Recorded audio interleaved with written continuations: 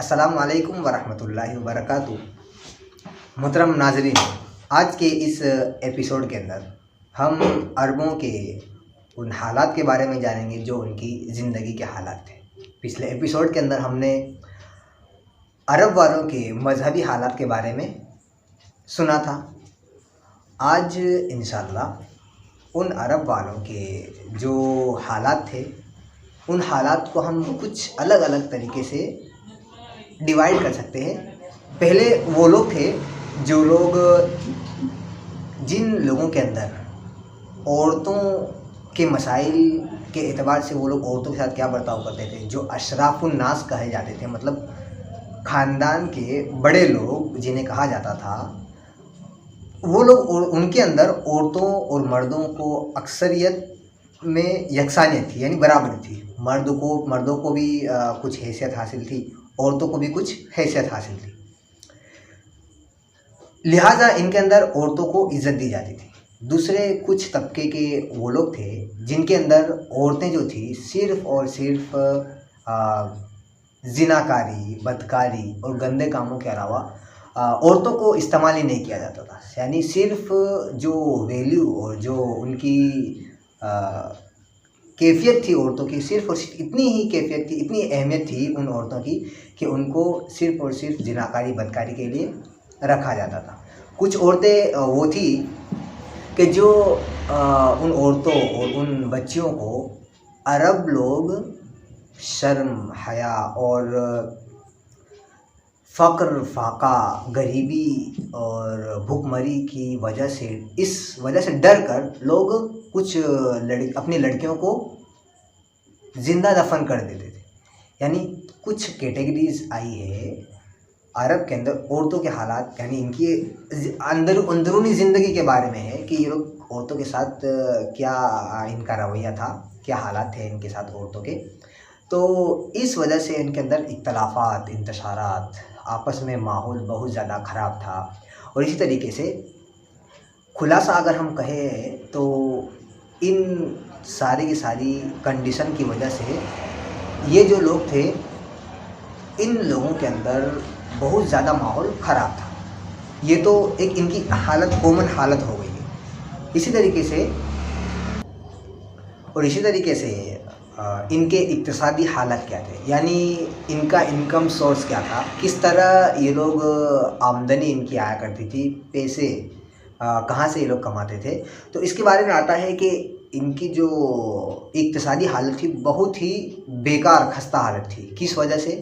क्योंकि इनके जो हालात जो ज़िंदगी के अंदर इनका जो माहौल था, इन औरतों का जो, उन औरतों के बारे में जो बतलाया गया, जो इनके माशरे के हालात थे, उस हालत पर पूरी डिपेंड करती थी। और इसी वजह से इस हालत की वजह से इनकी इक्तिसादी हालत, यानी इनके जो पैसे आवक थी, वो आवक निहायत ही बेकार थी। ठीक है। और इसी तरीके से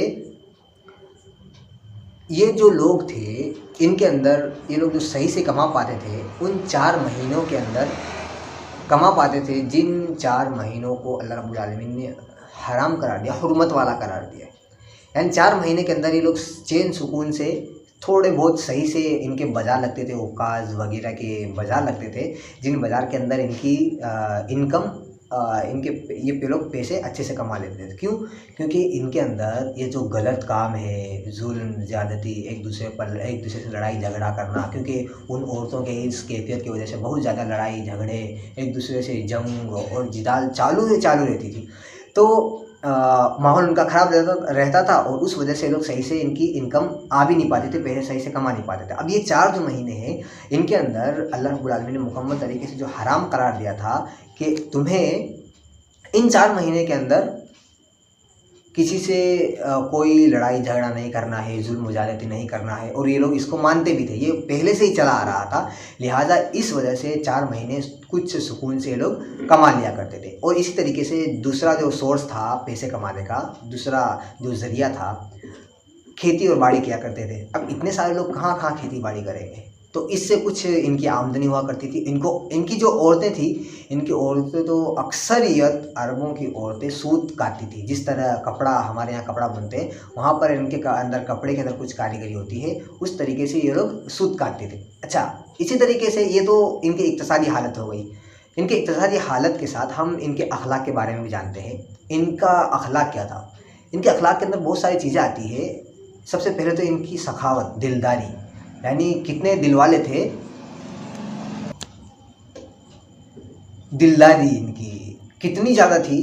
ایک مثال کے ذریعے ہم اس کو سمجھتے ہیں کہ عرب جو لوگ تھے دلداری کے اندر اتنے زیادہ آگے تھے کہ اگر ان کے پاس کھانے پینے کا کچھ بھی نہیں ہو، بھوک مری کے اندر اگر ان کے گھر کے اندر کوئی مہمان آ جاتا اور ان کے پاس صرف ایک اونٹنی ہوا کرتی، بھوکماری کا دورہ ہوتا، بھوکماری کا اگر وقت ہوتا اور ان کے علاوہ ایک اونٹنی کے علاوہ کچھ بھی نہیں ہوتا ان کے پاس، تو بھی اس مہمان نوازی کے اندر ان کے دل اتنے زیادہ وہ تھے، بڑے تھے دلداری کے اندر، کرم و سخاوت کے اندر، کہ یہ لوگ اس حالت کے اندر بھی کہ اس کے علاوہ کوئی بھی ان کا کچھ بھی نہیں تھا، اس اونٹنی کو یہ لوگ ذبح کر دیا کرتے تھے. کرم اور سخاوت اس سے پتہ چلتا ہے. یہ ان کے اخلاق بہت اعلیٰ اخلاق میں سے ایک یہ اخلاق تھا. دوسرا اخلاق، اپنے جو عہد کیا کرتے تھے اس عہد کے اندر، اس وعدے کے اندر پورا کرنے کے لیے ان کی جنگیں چل جایا کرتی تھی. یعنی اتنی بڑی بڑی جنگیں ہو جایا کرتی تھی. اگر کوئی وعدہ خلافی کیا کر لیتا تھا